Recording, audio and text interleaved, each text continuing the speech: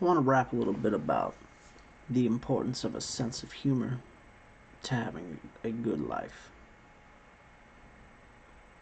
You'll probably notice that I'm sitting in the chair that was used in the Matrix, in which Morpheus offers Neo the red pill or the blue pill. But at any rate, the importance of humor. Pardon my phone going off for no damn reason in the middle of my damn video. The importance, that's hilarious. The importance of humor to having a good life. Life is dog shit. Alright, let's not sugarcoat it too much. Life is hard. It's hard to be. Enough of this tribalist nonsense. It's hard to be black and gay and a woman. No, it's hard to be. Period. It is hard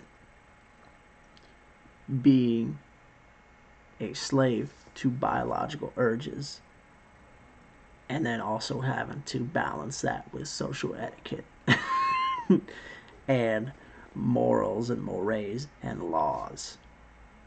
When we were cavemen and we were horny, we could just club the cave woman over the head and then rape her.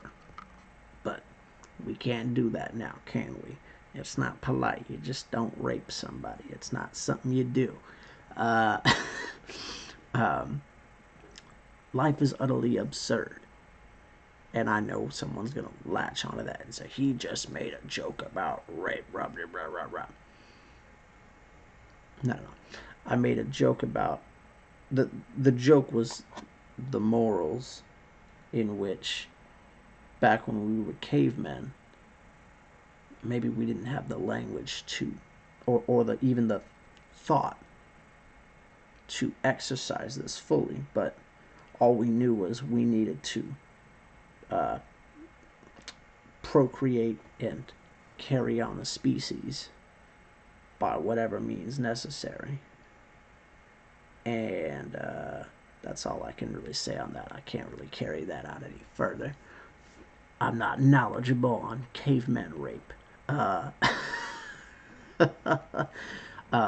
the humor in this riff does not lie in non-consensual sex. The humor in this lies in that a caveman, and utter, again, for all we know, the caveman, well, hell, the caveman aren't here anymore, so we evolved for a reason. But now I'm trying to wax philosophical about cavemen. But the humor in this riff lies in the fact that we're taking cavemen and applying modern day morals to them, which is an utterly absurd thing to do. Anyways, again, a joke's not funny unless you explain it.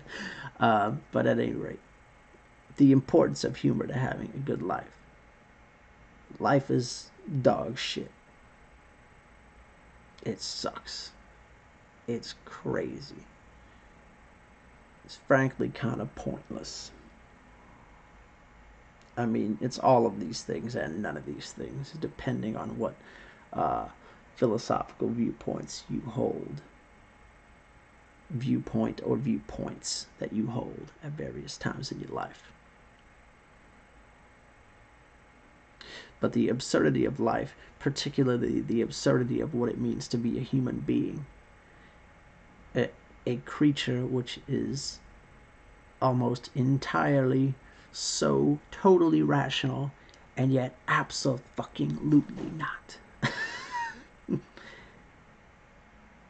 And I can say this because inside all of us there resides a compartment in our brain in which magical thinking takes place.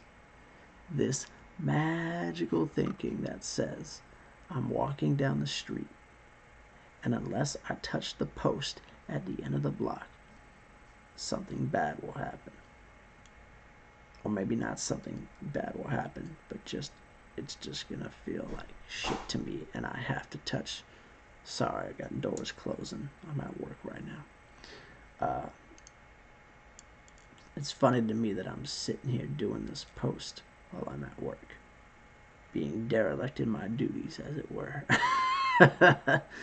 um, the funniest thing to me, what I find most funny, everyone has their own shit, obviously, what they find. What I find most funny are just nothing, dog shit, beautiful, hilarious differences. Differences of our cosmetics being our skin tone, our hair types, our language, our dialects, our accents, right? All of that is hilarious to me because it's so utterly absurd. The notion that you have black skin so you get on the back of the bus, that is utterly absurd. Now, and again, this is where this black and white thinking that it seems a lot of regressive leftists have, not that other people don't, but it infects the regressive leftists at an alarming rate. So what I just said there, I'm not saying that black people having to be on the back of the bus is funny, but it's funny that someone thinks that being black means that somehow you're relegated to the back of the bus. Because every bus I've ever been on, the bus driver has BO, so I'd just as soon sit on the back of the bus, to be frank. So again, in fact, Lenny Bruce, rather, one of my favorite stories of Lenny Bruce is he's walking down the street with a friend of his, and this black kid is coming up on the same side of the street, the sidewalk rather. They're walking on the sidewalk, and so this black kid is just booking it on this bicycle on the same side of the sidewalk, and neither Lenny nor the kid move. And at the very last second, Lenny, moves out of the way, but the kid moves in the same way, and so they basically go to collide. And Lenny grabs the kid off the bike, swings him, and pins him up to the wall. And he says, "This is why they don't fucking let you kids on buses." And the kid just laughed his ass off because he got the utter absurdity of that. And if you don't have a sense of humor, if you're just an uptight, stick up your ass snowflake, goddamn, you miss out on a lot. You miss out on a lot. And you purposely misinterpret things. You purposefully miss out on so much that is hilarious. Some uptight, regressive wanted to equate my a supermarket, a grocery store joke I made with me saying colored only fountain. When I said, "Oh, white people, that's for," or white people.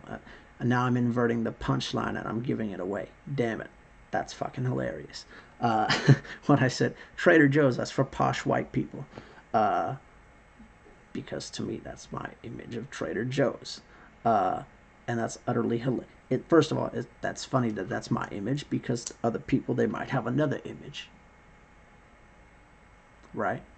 I forgot the other reason why that was funny. And that is funny that I forgot that.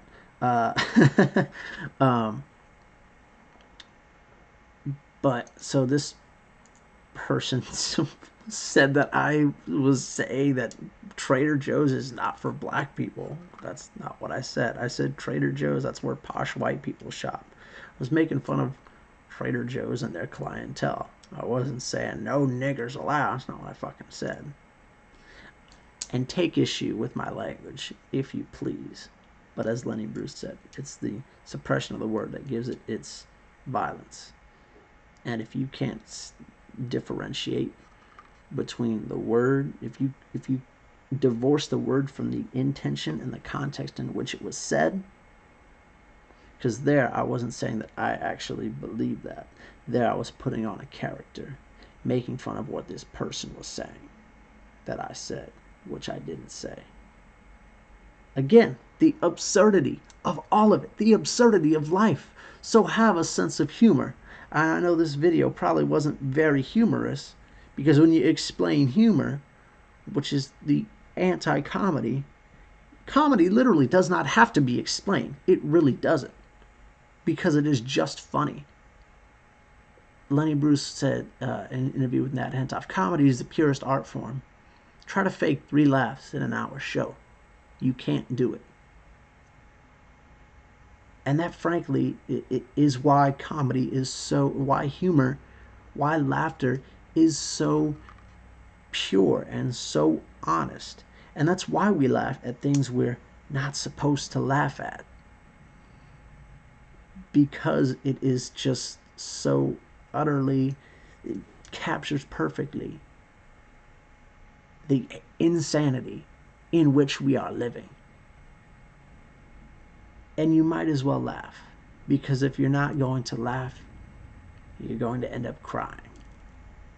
And I don't know about you all, but I would much rather be laughing than crying. That's all for now. Stay tuned.